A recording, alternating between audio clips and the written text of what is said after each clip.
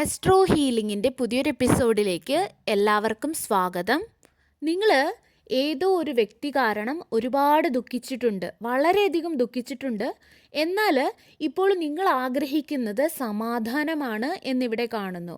അതായത് ഈ വ്യക്തി നിങ്ങളെ വളരെയധികം മാനസികമായിട്ട് വേദനിപ്പിച്ചു.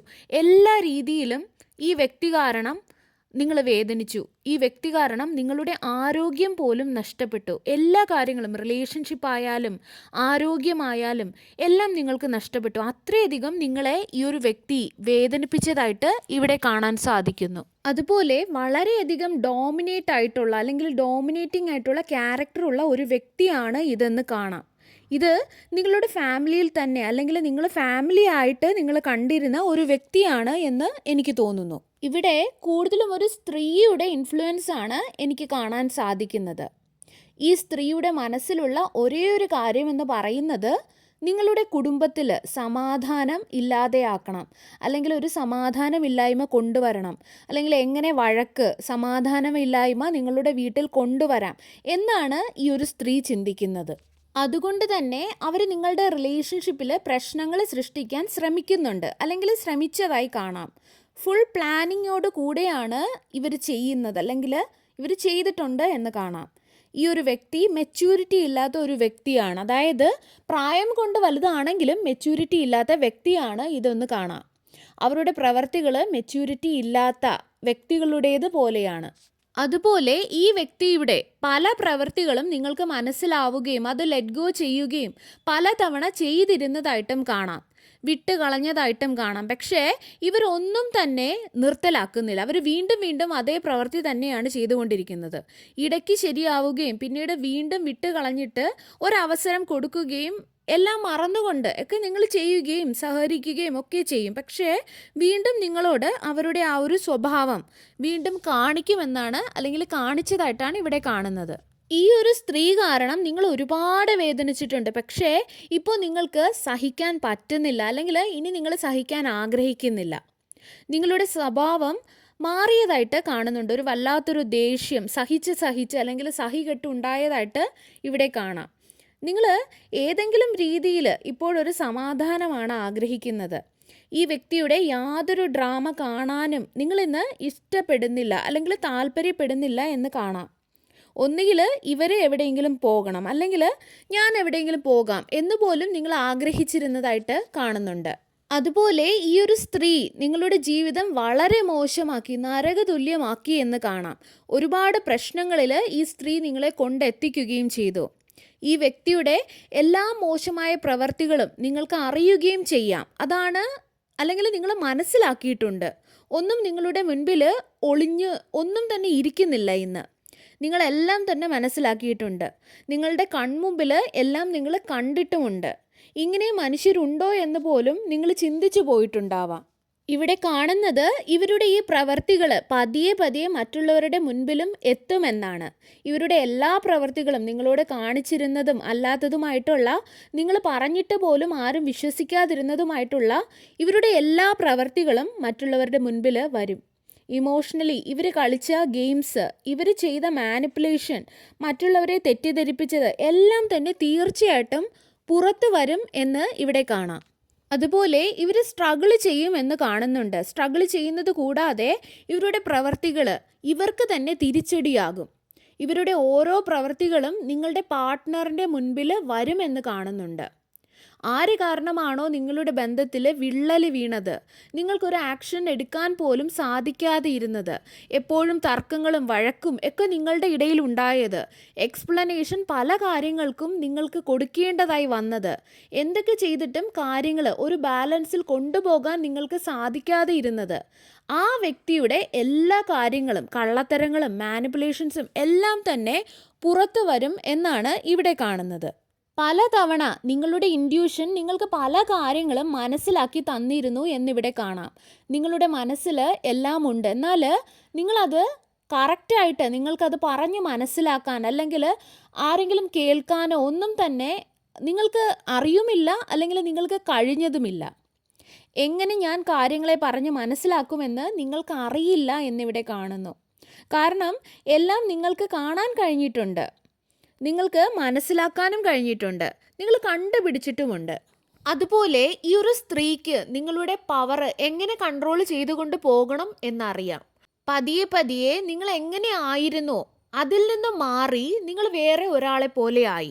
നിങ്ങളുടെ ഓറയെ തന്നെ നിങ്ങൾ മറന്നുപോയി. നിങ്ങൾ എന്താണ്, നിങ്ങൾക്ക് എന്തൊക്കെ ചെയ്യാൻ സാധിക്കും, എന്തൊക്കെ മാറ്റങ്ങൾ വരുത്താൻ കഴിയും, എല്ലാം തന്നെ നിങ്ങൾ മറന്നുപോയി. ഈ സ്ത്രീ കാരണം നിങ്ങളുടെ കോൺഫിഡൻസ് ലെവൽ തന്നെ കുറഞ്ഞു പോയതായിട്ട് ഇവിടെ കാണാം. കാരണം ഇവർ ഇത്രയധികം പ്രശ്നങ്ങൾ നിങ്ങളുടെ ഇടയിൽ സൃഷ്ടിച്ചു, അല്ലെങ്കിൽ നിങ്ങൾക്ക് മുൻപിൽ ഇട്ടു തന്നു. ഈ വ്യക്തി അല്ലെങ്കിൽ വ്യക്തികൾ നിങ്ങളുടെ ജീവിതം നരകതുല്യമാക്കിയതായി കാണാം.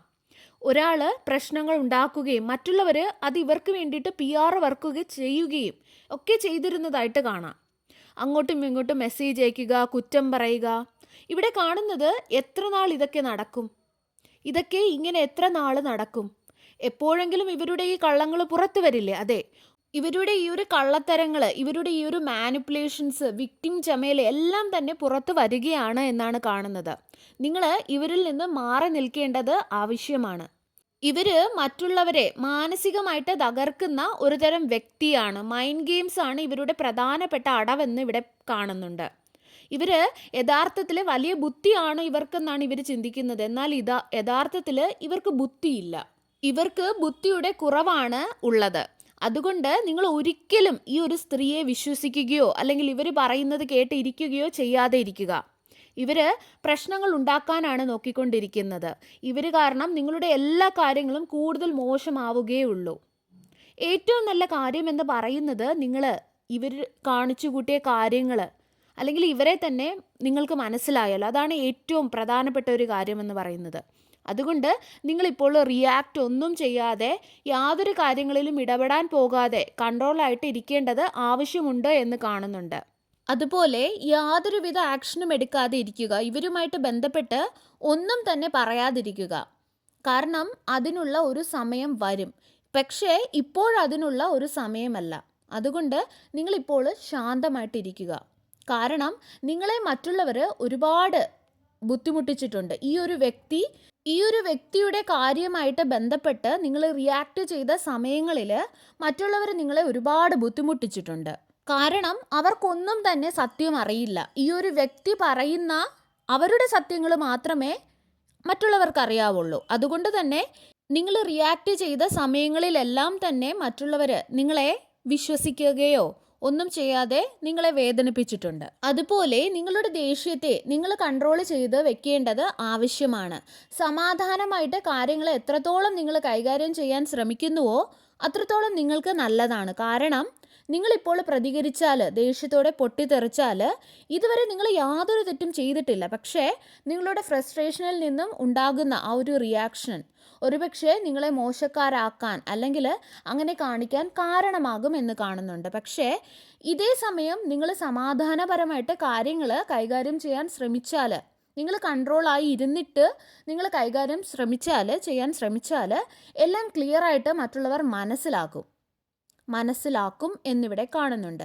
ഇവിടെയാണ് നിങ്ങൾ കാര്യങ്ങൾ മനസ്സിലാക്കേണ്ടത്. ഈഗോയുടെ യാതൊരു കാര്യവുമില്ല, ഹേർട്ട് ആവേണ്ട യാതൊരു ആവശ്യവുമില്ല. അങ്ങനെയൊന്നുമല്ല. നിങ്ങൾ യാതൊരു തെറ്റും ചെയ്തിട്ടില്ല. അത് നിങ്ങൾക്ക് പൂർണ്ണമായിട്ടും അറിയാം. പക്ഷേ നിങ്ങൾ ചാടിക്കേറി പ്രതികരിച്ചാൽ അല്ലെങ്കിൽ ഇമോഷൻസ് പ്രകടിപ്പിക്കാൻ ശ്രമിച്ചാൽ നിങ്ങളെ മോശക്കാരാക്കും. നിങ്ങൾ സമാധാനപരമായിട്ട് കൈകാര്യം ചെയ്യുക. കമ്മ്യൂണിക്കേഷൻ വേണ്ടുന്ന സ്ഥലങ്ങളിൽ നിങ്ങൾ കമ്മ്യൂണിക്കേറ്റ് ചെയ്യുക. തീർച്ചയായിട്ടും നിങ്ങൾക്ക് പറയാനുള്ളത് അല്ലെങ്കിൽ നിങ്ങൾക്ക് സംസാരിക്കാനുള്ളത് നിങ്ങൾ സംസാരിക്കുക. പക്ഷേ സമാധാനപരമായി എന്ന് മാത്രം. എത്രത്തോളം സമാധാനപരമായിട്ട് നിങ്ങൾ കാര്യങ്ങൾ കൈകാര്യം ചെയ്യുന്നുവോ അത്രത്തോളം നിങ്ങളുടെ പ്രശ്നങ്ങൾക്കും പരിഹാരം ലഭിക്കും.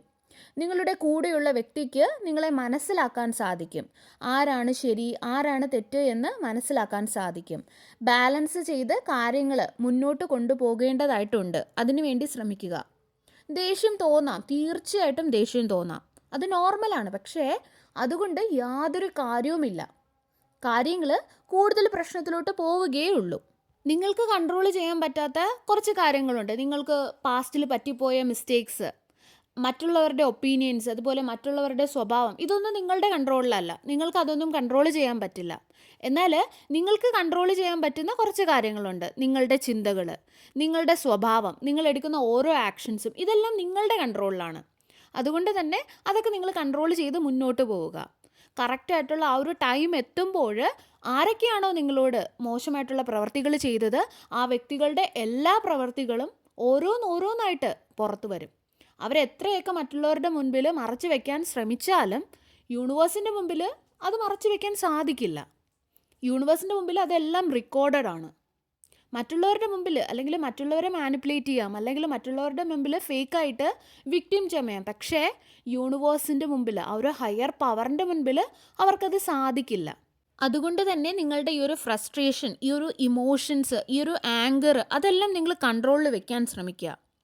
സർവേശ്വരൻ്റെ എല്ലാവിധ അനുഗ്രഹങ്ങളും നിങ്ങൾക്ക് എല്ലാവർക്കും ഉണ്ടാകട്ടെ. വീണ്ടും ഒരു വീഡിയോയുമായി നമുക്ക് വീണ്ടും കാണാം. നന്ദി.